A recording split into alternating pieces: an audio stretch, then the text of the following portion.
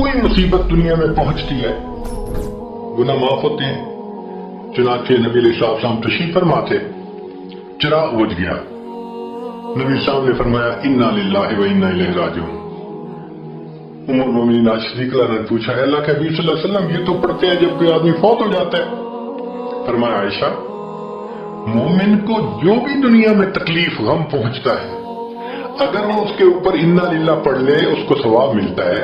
تو سوچنے کی بات ہے چراغ کے بجھنے پر اگر ثواب ملتا ہے تو کسی عزیز کی زندگی کا چراغ بجھ گیا اس پر کتنا ثواب ملے گا.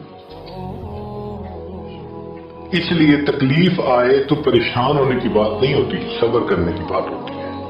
انسان بے صبری کے ذریعے خواہ مخواہ اس تکلیف پر ملنے والے ثواب سے اپنے آپ کو محروم کر دیتا ہے. بے صبری سے تکلیف ختم نہیں ہوتی, ثواب ملنا بند ہو جاتا ہے. تو بے صبری کا کیا فائدہ؟ اور ہو سکتا ہے کہ یہ مصیبت جو آئی یہ بندے نے خود مانگی ہو. یہ بھی عجیب بات ہے. آپ کہیں گے جی کوئی بندہ مصیبت تو نہیں مانگتا. ہاں ہو سکتا ہے مانگی ہو. کیسے کہ دعا مانگی اللہ مجھے قیامت کے دن میرے محبوب صلی اللہ علیہ وسلم کے ہاتھوں حوض کوثر کا جام عطا کر دینا. اللہ نے دعا قبول کر لی, عمل تو ہے نہیں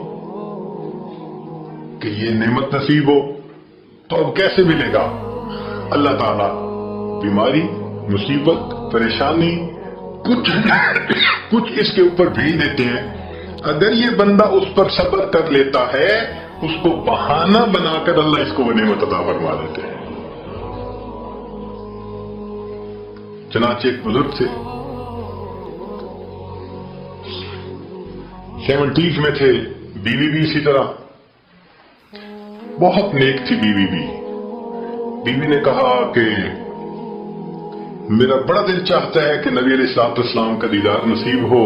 میں بڑا درود شریف پڑھتی ہوں, نفل پڑھتی ہوں, مگر مجھے واضح زیارت نہیں ہوئی. آپ کو کوئی عمل آتا ہو تو بتا دیں. انہوں نے کہا عمل آتا ہے کرو گی؟ کہا بالکل کروں گی. کہنے کا اچھا جمعہ کا دن آ رہا ہے, خوب نہا دھو کے وہ جو دلہن والے کپڑے تھے نا تمہارے کناری والے کوٹے وہ پہننا اور میک اپ کرنا خوشبو لگانا, اور میں بس جمعہ پڑھ کے آؤں گا تو پھر ٹھیک ہے. اس نے کہا بہت اچھا. وہ اللہ کی بندی نہائی دھوئی دلہن کی طرح خوب تیار ہوئی, کپڑے دلہن والے پہنے. ان بزرگوں نے جمعہ کی نماز پڑھی تو ساتھ بھائی کا گھر تھا اس کی یعنی ان کی بیوی کا. تو بیوی کے بھائی کے گھر چلے گئے, اس کو جا کے کہا میری عمر دیکھو اور آ کے اپنی بیوی بہن کی حالت دیکھو. اس نے کہا کیا مسئلہ؟ وہ ساتھ آ گیا. اور جب گھر آ کے اس نے دیکھا تو بیوی تو دلہن بنی بیٹھی ہے. بھائی کو غصہ آیا, تمہیں اپنی یہ تمہاری عمر اور یہ تمہارے لچھن. اس نے تو ڈانٹا اور وہ بیچاری روئی, اس کا دل ٹوٹا, رو رو کے حال برا, سو گئی. اللہ کی شان کہ اس نیند میں اس کو نبی علیہ السلام کی زیارت نصیب ہو گئی. اب وہ اٹھی تو وہ خوش بھی ہے اور پریشان بھی ہے. خوش اس بات پہ کہ زیارت ہو گئی اور پریشان اس بات پہ کہ میاں نے کیا کیا, خود کہا دلہن بنو اور خود بھائی سے مجھے ڈانٹ پڑوا دی. تو پھر اس نے پوچھا کہ آپ نے ایسا کیوں کیا؟ انہوں نے کہا دیکھو میں تمہاری زندگی کو قریب سے جانتا ہوں, میں نے تمہیں اتنا پیار محبت سے رکھا ہے کہ تمہیں زندگی کی کوئی تکلیف نہیں پہنچنے دی. میں نے تم نے عبادت کی انتہا کی ہے, مگر کچھ نعمتیں ہوتی ہیں جو دل ٹوٹنے پہ ملتی ہیں. تو تمہارا تو کبھی دل ٹوٹا نہیں, تو میں نے ایک بہانہ بنایا کہ تمہیں کہا دلہن بنو, بھائی کو شکایت لگا دی, اس نے ڈانٹ پھیلا دی, تمہارا دل ٹوٹا, اللہ کو رحم آ گیا. اللہ تعالیٰ ٹوٹے دلوں پر رحم فرما دیتے ہیں. تو ممکن ہے کہ یہ مصیبت یہ پریشانی اللہ کی طرف سے ہمارے لیے انعام کا سبب بن کے آئی ہو.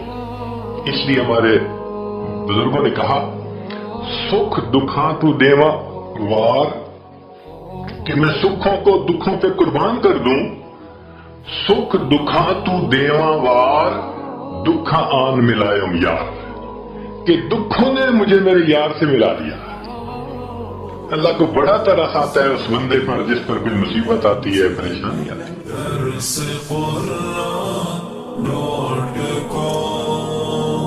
www.darsequran.com